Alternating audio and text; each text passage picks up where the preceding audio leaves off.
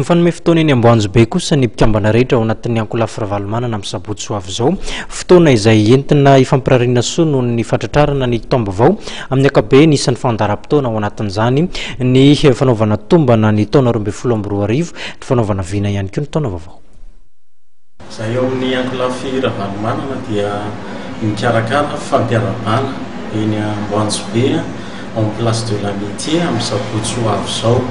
Zay natao moa fampiarabana eo amin'ireo mpitarika eto an-toerana izay tarihan'Andriamanitra Mamirakotarovelo sy ireo mpikambana rehetra zanaky dada manerana ny nosy. Ary eo koa moa ny filoha Marc Ravalomanana izay anisan'ny andry akinan'izany movansa Ravalomanana izany sady mampisy azy.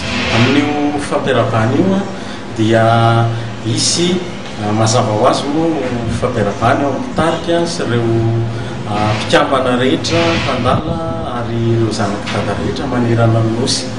Ary eo koa no ampitan'ireo mpitarika ny afatra jeritodika aloha tamin'ny taon'iny sy izay hiatrehana ny hoavin'ny firenena sy izay hetsika ara-politika izay andraisan'ny movansa anjara eo amin'izao firenena izao. Inona fa tena hanana firarian-tsosy toromarika hoentina ho amin'ny mpitarika, hoentina ho an'ny vahoaka rehetra ny mpitarika movansa Ravalomanana amin'io hiatrehana ity taona ity izay marihana fa hiatrehantsika eto amin'ny firenena fifidianana araka ny fanamafisan'ny CENI.